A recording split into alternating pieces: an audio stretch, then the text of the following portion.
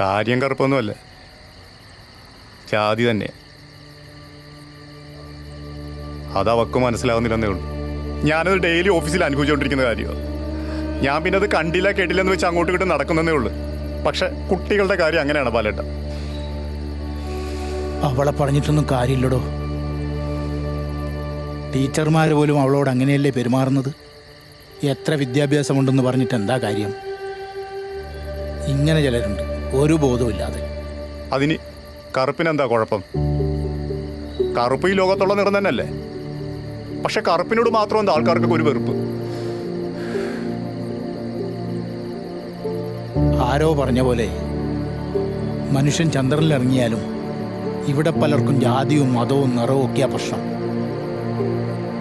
കാലം എത്ര കഴിഞ്ഞാലും ഇതൊന്നും ഇവിടുന്ന് മാറാൻ പോകുന്നില്ലടോ. മാറും. ഇതിലും വലിയ മാറ്റങ്ങളുണ്ടായ ചരിത്രമുണ്ട് ഇവിടെ. ഇങ്ങനെയൊക്കെ പറയുന്ന നിനക്കാണോ അവളെ പറഞ്ഞ് മനസ്സിലാക്കാൻ പറ്റാത്തത്? അവൾ സ്കൂളിൽ പോകാതിരുന്നാൽ നിനക്കും അവൾക്കും മാത്രം നഷ്ടം.